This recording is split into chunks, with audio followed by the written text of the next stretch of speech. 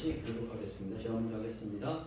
하나님의 아들 예수 그리스도의 복음의 시작이라. 선지자 이사야의 때와 내가 내 사자를 내 앞에 내보내니 그가 내 길을 준비하리라. 광야에 외치는 자의 소리가 있어 이르되 너희는 주의 길을 준비하라. 그의 오실 길을 곱게 하라.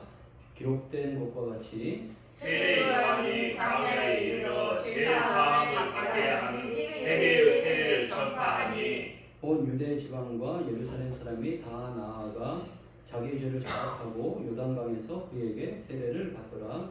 요한은 낙타털 옷을 입고 허리에 가죽띠를 띠고 메뚜기와 석청을 먹더라. 그가 전파하여 이르되 나보다 능력 많으신 이가 내 뒤에 오시나니 나는 굽혀 그의 신발끈을 풀기도 감당하지 못하겠노라. 나는 너희에게 물로 세례를 베풀었거니와 그는 너희에게 성령으로 세례를 베푸시리라. 그때 예수께서 갈릴리 나사렛으로부터 와서 요단강에서 요한에게 세례를 받으시고 곧 물에서 올라오실새 하늘이 갈라지까 성령이 비둘기같이 자기에게 내려오심을 보시더니 하늘로부터 소리가 나기를 너는 내 사랑하는 아들이라 내가 너를 기뻐하노라 하시니라. 성령이 곧 예수를 광야로 몰아내신지라. 네, 같이 하겠습니다. 광야에서 40일을 되시면서 사탄에게 시험을 받으시며 들짐승과 함께 계시니 천사들이 수종들더라. 아멘.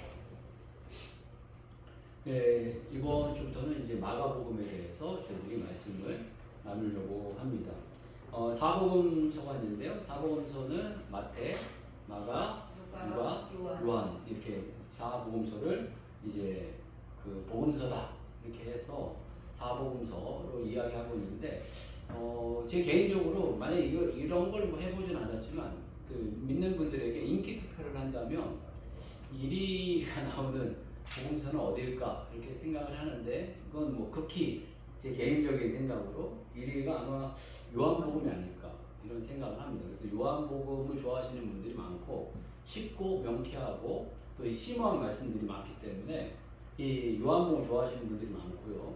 그 다음에 2위는 아마 각축전으로 이 마태나 누가가 나오지 않을까 싶습니다. 이게 마태는 좀 이렇게 스탠다드한 복음이거든요. 이렇게 뭔가 이렇게 스탠다드한 복음이고 누가는 되게 이렇게 의사가 쓰셔서 그런지 그 지적인 분들이나 뭔가 명확한 분들이 되게 좋아하시더라고요. 이게 좀 꼼꼼하고 명쾌한 분들이 좋아하시고 이 분들 중에서 단연 약간 조금 이렇게 소외시되는 복음서 가운데 하나가 이 마가복음이 아닐까 싶어요. 보게 되면은 이 요한복음은 요한이 쓴 어떤 묵상으로 심오한 것이고 마태는 그때 말씀 나눴지만 제자적 제자에 대한 복음이 있고 누가복음은 바울에 대한 어떤 부분에 있어 사역적인 어떤 그 흔적과 이런 모습들이 많이 나타나는데요. 이 마가복음은 의외로 이렇게 사람들에게 많은 이렇게 관심과 주목을 잘 못 받는 복음서고 또 이 사복음서 가운데 가장 좀 짧습니다. 16장으로 그냥 끝납니다. 이 앞에 뭐 28장, 뭐 24장, 21장 이러지만 이 장수도 적을 뿐만 아니라 내용이 그런데요. 저희가 이 마가복음을 이제 들어가면서 뭐 별로 인기도 없는 복음서다 이렇게 생각하기보다는 마가복음을 저희들이 왜 마가복음이 중요한지 또 마가복음이 왜 소중한지 그리고 마가복음 속에 있는 그 숨겨진 그 파워풀하고 그 능력 있는 것이 무엇인지를 제가 주목해 볼 필요가 있는데요. 일단은 처음으로 보게 되면 마가에 대해서 좀 생각을 해보면 마가라는 사람이 대단히 이렇게 훌륭한 집안의 사람입니다. 마가 하면은 뭐 생각나는 거 있나요? 네, 마가 다락방 하면 이 그 마가 다락방의 그 마가가 이분인 마가입니다. 그러니까 이분의 이 집안 자체가 이게 집안의 그 분위기라는 게 있는 것 같아요. 벌써 집안의 분위기가 벌써 이게 주님께 헌신하고 희생하고 뭐 이렇게 이렇게 배려하고 바치는 걸 좋아하는 이런 집안이면 그 집안 그 풍토 자체가 약간 그러시는 것 같아요. 이 마가라는 이 집안 자체가 이 마가 다락방을 이렇게 예수님께 제공을 해서 성만찬이 마가에서 이루어졌다라고도 이야기하고 그 다음에 그 이후에 많은 분들이 오고 가면서 거기서 뭐 토론도 하고 기도도 하고 예배도 드리고 이런 어떤 예배 처소였던 것 같아요. 예배 처소에서 그 예배 처소이다 보니까 자연스럽게 성령이 임하시는 그 예수님 이후에 돌아가신 다음에 마가다락방이 한 120문도가 모일 만큼 넓은 공간에서 성령이 임하는 곳이 되기도 했고요. 그 다음에 이곳을 배경으로 해서 예루살렘의 교회가 시작됐다. 이렇게 이야기를 합니다. 그러니까 이게 대단히 희생적인 집안이죠. 그런데 이 희생적인 집안이라고까지 이렇게 표현하는 이유는 이 삼촌이 바나바라는 사람이었는데 바나바라는 사람이 사도행전에 보게 되면 자기 재산을 다 팔아가지고 교회 공동체에다가 제공을 합니다. 그 제공을 해서 이 성령과 이 지혜가 충만한 사람으로서 이 그 초대교회를 잘 섬기고 초대교회에 아주 좋은 영향력을 미쳐서 이 공동체가 아주 건강하게 세워져 갈 수 있도록 기초를 놓은 그런 분이에요. 이 바나바가 이제 나중에는 이 바울을 불러서 세워가지고 처음 이제 선교사로 출발하는 분의 어떤 한 분으로 이야기를 하고 있고 나중에 바울과 함께 이렇게 사역을 하게 되는 이 과정이 벌어지게 되는데요. 그러다 보니까 이 마가가 이 부모님도 훌륭한 분이었고 이 삼촌도 훌륭한 분이었고 집안적으로 이렇게 훌륭한 분이었는데 이 마가의 본인은 아마 한 1.5세대 정도 되는 사람이었던 것 같습니다.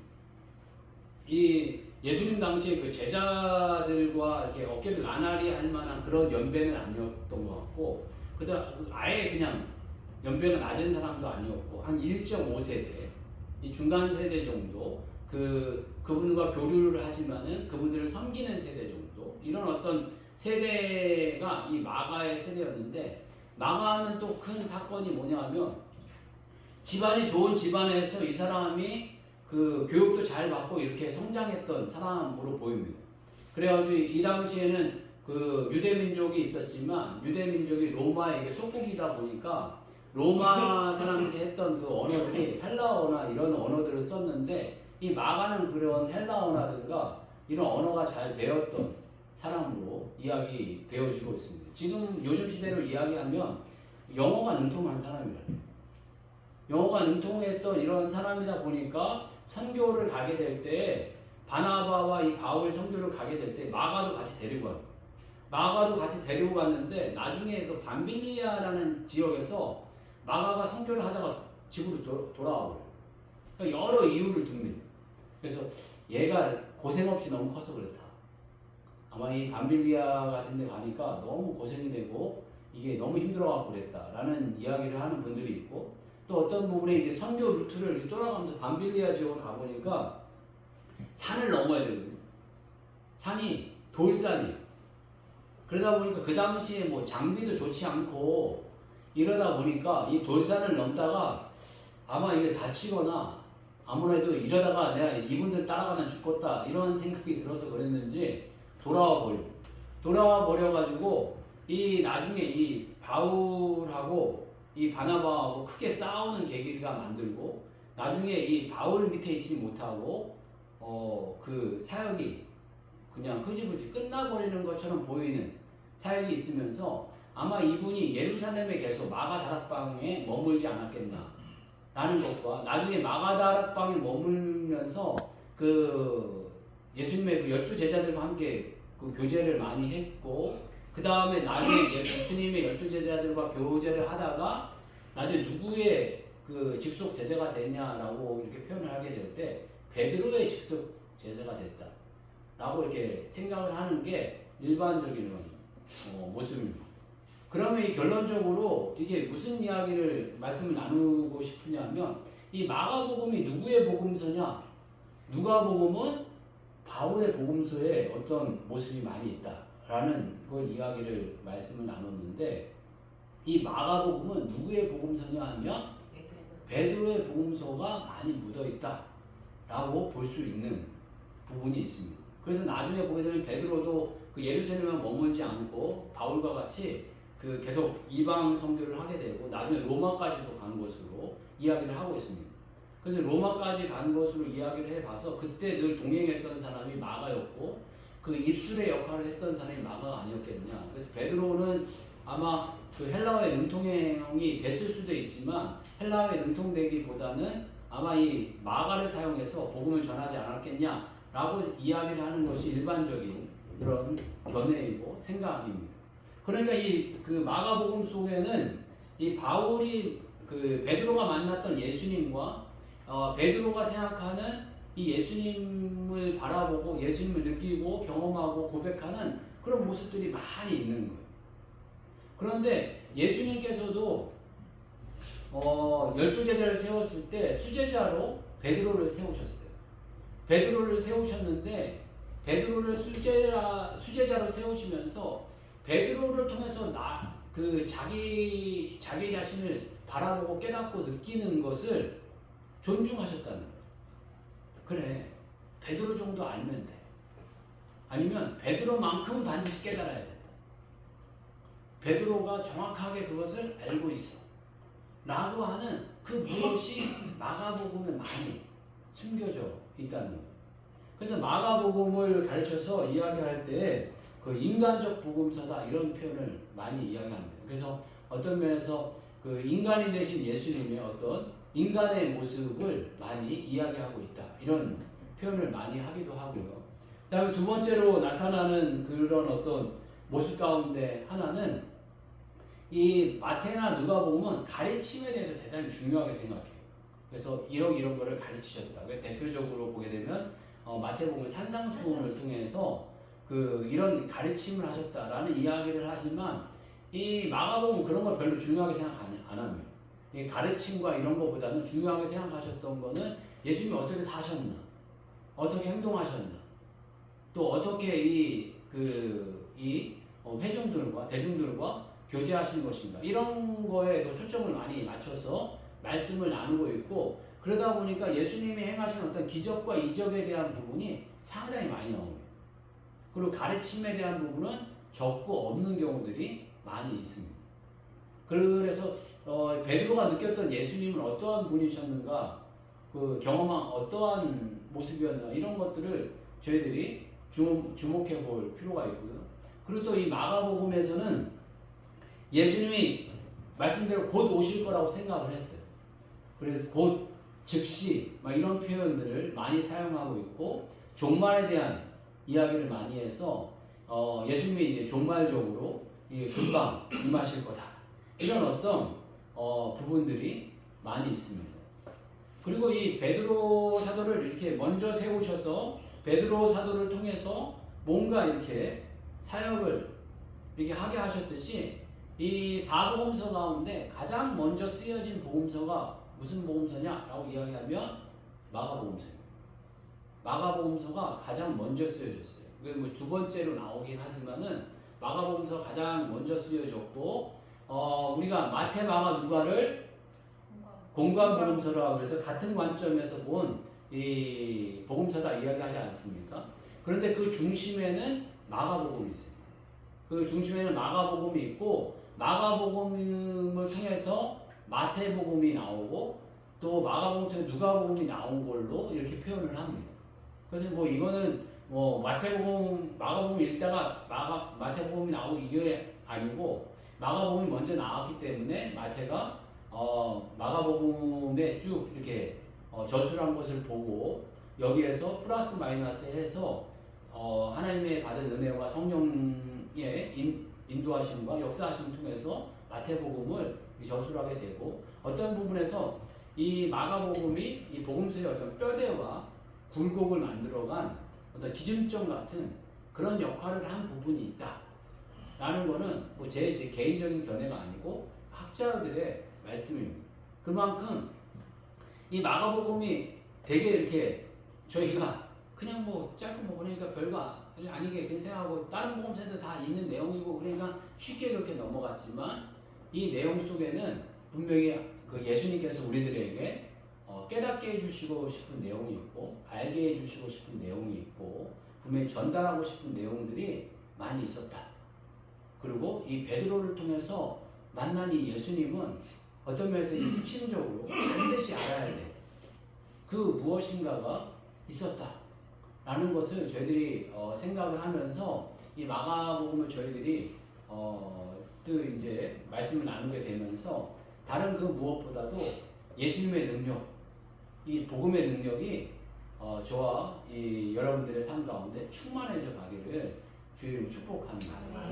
그래서 이 복음서를 이제 처음 접하게 되면서 마가복음 이런 이제 그 시작으로 말씀하고 있다라고 이제 말씀을 드렸고요. 이 마가복음의 이제 배경과 이런 어떤 모습이 이만큼 소소했지만 중요한 복음서다는 이 마가라는 이런 좋은 훌륭한 엘리트 같은 이런 청년이라고 표현을 하는데 하여간 다음 세대니까 좀 청년 같은 그 사람을 통해서 저술되었지만 이 베드로의 어떤 예수님을 만난 그 어떤 내용과 베드로가 깨달은 예수님, 베드로가 생각했던 그 핵심적인 어떤 예수님의 사역의 방향성, 그 다음에 예수님을 통해서 알게 되고 깨닫게 된 부분들을 저희들이 놓치지 않았으면 좋겠다라는 마음이 들고요. 그리고 이 마가복음서를 이제 보면서 오늘 이 1장 들어가면서 저희들이 처음 나누고 싶은 거는요. 이 1장 1절 말씀. 하나님의 아들 예수 그리스도의 복음의 시작이라. 이렇게 표현하면서 복음서를 시작하고 있어요. 이게 이 마가복음의 이 시작 자체가 예수님의 복음의 시작이다. 이렇게 표현을 합니다. 그런데 이 표현이 좀 어디서 익숙하지 않나요? 하나님의 아들 예수 그리스도 복음의 시작이라. 이 표현을 이렇게 묵상하게 되면서 갑자기 든 생각이 무슨 생각이 들었냐면 사도바울도 있고 마태복음 16장 16절 말씀. 이거 한번 거기는 한번 찾아보시죠. 마태복음 16장 16절 말씀. 이 마태복음 가운데요 가장 중요한 사건의 하나로 뭘 이야기하냐면 이 마태복음 16장 16절 사건을 가장 중요한 사건으로 이야기하고 있습니다. 한번 같이 찾아서 한번 요거는 20절까지 한번 교독해 보도록 하겠습니다. 잠깐만요. 네, 제가 먼저 하겠습니다. 시몬 베드로가 대답하여 이르되 주는 그리스도시요 살아계신 하나님의 아들이시니이다.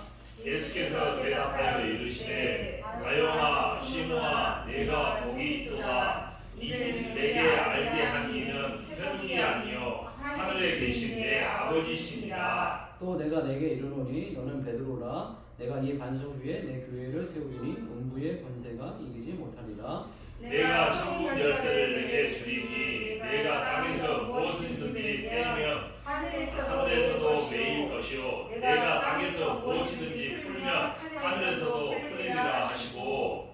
같이 하겠습니다. 이에 제자들에게 경고하사 자기가 그리스도인 것을 아무에게도 이르지 말라 하시니라. 아멘. 그 신학적으로 보게 되면 이 사건이 이 마태복음 사건 가운데 가장 중요한 사건이다라고 이야기하고 말씀하고 있습니다. 저는 개인적으로 왜 이거 굳이 이 사건이 중요한 사건이지? 무리를 걷는 사건도 너무 멋진 사건이고 오병이어도 너무 멋진 사건이고 뭐 여러 가지 그 산상수훈이라든가 이런 것도 놀라운 사건인데 왜 그 모든 사건을 다 넘어서 이 사건을 가장 중요한 사건으로 보지? 라고 생각을 했는데 예수님께서 이 땅에 오셔서 사람이 아니고 주는 그리스도시고 살아계신 하나님의 아들이시다라는 것을 깨닫는 게 너무너무나 중요하다. 그래서 그 마태복음 이 16장 16절의 사건은 여러분들이 체크를 한다면 정말 이게 당구장 표시를 한 10개는 해놔야 돼요. 예수님께서는 이 땅에 주는 그리스도시여 살아계신 하나님의 아들로 오셨다는 것을 아멘. 우리가 받아들이고 영접하고 또 그 믿고 따라야 되는 이 고백이 너무너무나 중요하고 너무너무나 귀한 사건이었는데 베드로가 이렇게까지 칭찬받은 적이 없었어요. 그러니까 베드로가 아마 큰 칭찬을 받았고 칭찬을 하실 때는 칭찬만 하시는 것이 아니라 그에 대한 보상도 주셨는데 그 밑에 보게 되면 또 내가 내게 이르노니 너는 베드로라 내가 이 반석 위에 이 반석이라는 표현은 아마 이 고백이겠죠. 주는 그리스도시요 살아계신 하나님의 아들이시다 라고 이 고백으로 저희들은 보고 있습니다. 그래서 이 개신교들은 다 이 고백 위에 그 교회를 세우겠다. 그러니까 이 모든 교회는 예수님은 주시고 그리스도시고 살아계신 하나님의 아들이시다는 것을 고백하는 공동체가 교회다 라고 표현을 하고 있고 이 고백 위에 이 반석 위에 내 교회를 세우리니 음부의 권세가 이기지 못하리라 라고 표현하고 계세요. 그리고 19절 보게 되면 내가 천국 열쇠를 내게 주리니 땅에서도 무엇이든지 매면 하늘에서도 매일 것이요 내가 땅에서 무엇이 풀면 하늘에서 풀리리라. 놀라운 복을 주신 거예요. 네가 예수 그리스도를 주로 고백하고 그리스도라 고백하고 살아계신 하나님의 아들이다 라고 네가 고백하면 땅에 무엇이든지 매면 메어질 것이고 풀면 풀리는 이 놀라운 역사가 이게 벌어지게 된다 라는 말씀을 해주고 계십니다. 이 어떤 축복과 이 어떤 칭찬에 입각해서 이 첫 시작을 한 게 아닌가 하는 생각을 좀 개인적으로 가져보게 되었습니다. 그래서 이 비슷한 고백이죠. 하나님의 아들 예수 그리스도의 복음의 시작이라 이 표현으로 이렇게 시작을 하고 있는데 그러면서 이 고백이 얼마나 중요한지 21절 보게 되면 마태복음 16절 21절 보면 이때로부터 라는 이런 표현을 하고 계십니다. 그러니까 이때로부터 라는 이 표현은 앞에 이 고백이 일어난 때로부터 그 다음에 이제 본인이 고난받고 죽임받고 다시 살아날 것을 말씀하고 계시는데 이전엔 내가 얘기하고 싶었지만 얘기 못한 게 있었는데 너희들이 이렇게 고백하니까 이제 내가 얘기해 줄 거야 라는 어떤 고백인 거죠. 그러니까 이 복음이라는 게 한마디로 우리의 신앙생활이라는 게 새로운 시작이 하나님의 아들 예수 그리스도 이분을 믿고 이분을 따라가려고 하는 게 이 복음의 시작이다. 베드로는 그렇게 발견을 한 거예요. 그런데 복음이라는 거는 말 그대로 그냥 좋은 소식이에요. 행복하고 좋고 기쁘고 감사한 소식. 그런데 그 행복하고 기쁘고 좋고 감사한 소식이 그냥 인간적인 사람이 주는 게 아니고 하나님의 아들 된 분이 주는 거다. 아멘. 그리고 그분은 예수시고 너희들의 죄를 구원할 바로 예수시고 그리스도이시다. 구원자이시다. 메시아이신 그분이 주시는 이 놀라운 이 기쁜 소식, 좋은 소식을 우리들에게 전해주고 있고 말씀해주고 있다. 라는 것을 첫 시작으로 말씀해 주시고 있습니다. 저희들이 이것을 깨닫고 이 마가복음을 접하고 나아갔으면 좋겠고요. 어떤 부분에서 이 복음에 대한 이 깊이는 다른 분들이 더 깊이 있게 많이 깨달았던 것 같아요. 이게 누군가를 이렇게 비교한다는 건 조금 좋은 표현이 아니지만 이 바울 같은 경우에 보게 되면 예수 그리스도를 만나면 새 피조물이다 이런 표현을 썼어요. 그래서 고린도후서 5장 17절 보게 되면 그런즉 누구든지 그리스도 안에 있으면 새로운 피조물이라 이전 것은 지나갔으니 보라 새것이 되었도다.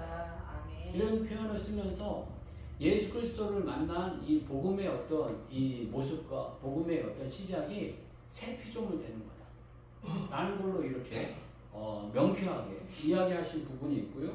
또 이 요한은 하나님의 자녀가 되는 거다 이런 표현을 합니다. 그래서 요한복음 1장 12절 보게 되면 영접하는 자, 곧 그 이름을 믿는 자들에게는 하나님의 자녀가 되는 권세를 주셨으니 하나님의 자녀가 되는 라고 이렇게 말씀해 주고 계세요. 그리고 또 이 바울은 로마서 8장 1, 2절 보게 되면 죄에서 해방되는 거예요. 너희들이 가지고 있는 모든 죄에서의 해방이다 라는 표현으로 그러므로 이제 그리스도 예수 안에 있는 자에게는 결코 정죄함이 없나니 이는 그리스도 예수 안에는 생명의 성령의 법이 죄와 사망의 법에서 너를 해방하였습니다 라고 이렇게 표현하고 있습니다. 죄에서 해방된다. 아멘. 그리고 또 우리를 예수님이 그 마련한 처소로 인도하는 거다 라는 이런 어떤 구체적인 어떤 다양한 표현을 해주시고 있어요.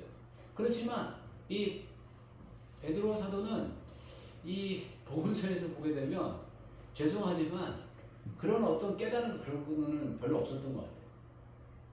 그렇지만 예수님은 좋은 거. 또 그렇지만 예수님은 우리 인생에 기적을 일으키셨고 우리 인생의 어떤 문제에 해결을 주시고 그리고 종말에 다시 오시고 이런 어떤 마음이 있지만 그것만큼 반드시 알아야 된다는 아멘.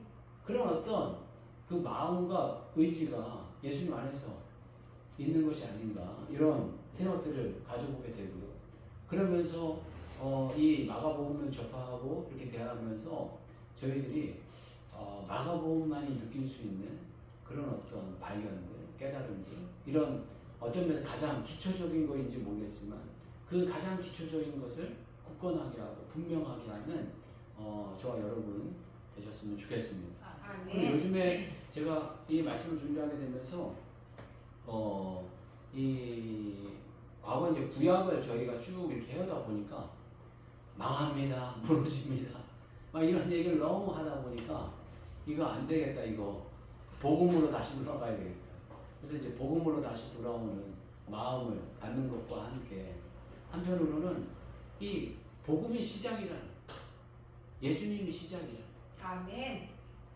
예수님이 시작이고 복음이 시작인데 제 마음속에 요즘에 그 하나님께서 계속 교제해 주시는 것 가운데 하나가 뭐냐면 나를 좀 의지해라 라는 그런 부분이에요. 어떤 부분에서 제 자신이 내 힘과 내 능력으로 너무 살아왔나 막 이런 것들을 다시 한번 돌아보게 되더라고요. 나름 성실하게 열심히 살려고 막 이렇게 시간도 정하고 하루하루 스케줄을 정하고 규칙적으로 뭔가를 하고 이런 반복하고 이런 일들에 집중하면서 이렇게 지내왔는데 또 하나님 요즘 교제해 주시는 마음은 얘야 그 너무 진짜 수고하고 무거운 짐진 자들아 다 내게로 오라 이런 말씀하시는 것 같이 이제 나를 좀 의지해라 아멘. 이런 말씀을 해주시는 것 같아요. 한편으로는 제가 막 전도에 대해서 막 화가 나는 마음도 많이 있었어요. 하나님 이건 너무 하시는 거 아니에요? 저희 교회는 그래도 전도에 대해서는 열심히 했고 늘 열심히 하고 있고 앞으로도 더 열심히 하려는 마음이 늘 있습니다. 그렇지만 전도의 문이 좀 열려야 되는 거 아닌가요?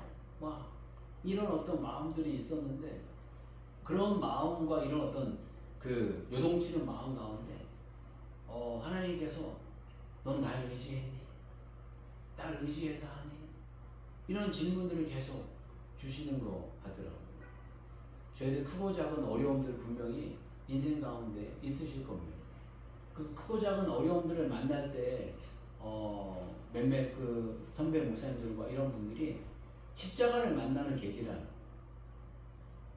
내 힘으로 안 될 때, 우리 힘으로 안 될 때 그때 이제 하나님을 의지하고 하나님을 바라보고 하나님을 부르는 때가 시작되는 거라고 말씀을 하시는데 저희들 힘과 마음과 모든 것이 정말 저희들의 힘으로 안 되고 저희들 능력으로 안 된다라는 그런 어떤 사건 사고들이 펼쳐지고 일어나게 될 때 하나님을 의지하면서 하나님 도와주세요. 이제 하나님 일해주세요. 하나님은 다윗과 같이 우리의 피난처시고 요새이시고 산성이시고 반성이십니다. 하나님 힘주시고 도와주세요. 아멘. 라는 기도를 하시는 계기를 삼아가시면 좋겠습니다.